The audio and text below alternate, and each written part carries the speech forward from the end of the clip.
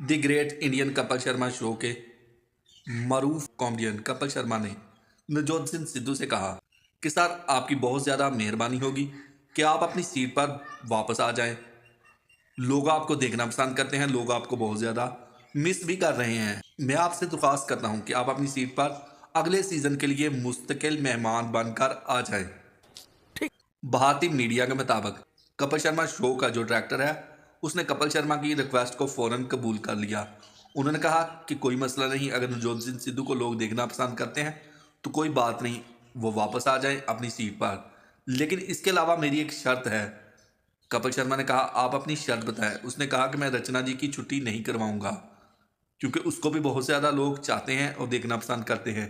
मैं चाहता हूं कि नवजोत सिंह सिद्धू और रचना जी को भी उनके साथ बैठाया जाए ताकि ज़्यादा से ज़्यादा लोग मज़े ले सकें कॉमेडी के।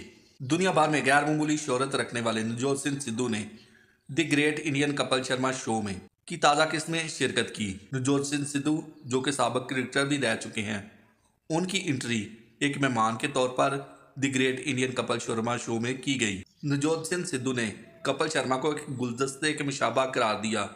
उन्होंने कहा कि तमाम फूलों को इनके साथ जुड़ जाना चाहिए, ये कुदरत का एक बनाया हुआ गुलदस्ता है और हर फूल की एक अपनी महक है, अपनी चमक है और अपनी खूबसूरती है। और ये गुलदस्ता बहुत ही ज़्यादा खूबसूरत लगता है अगर तमाम के तमाम फूल इसके साथ जुड़ जाएं।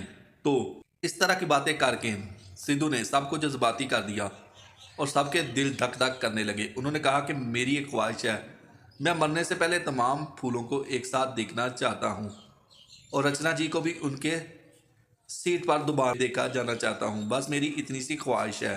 Very good.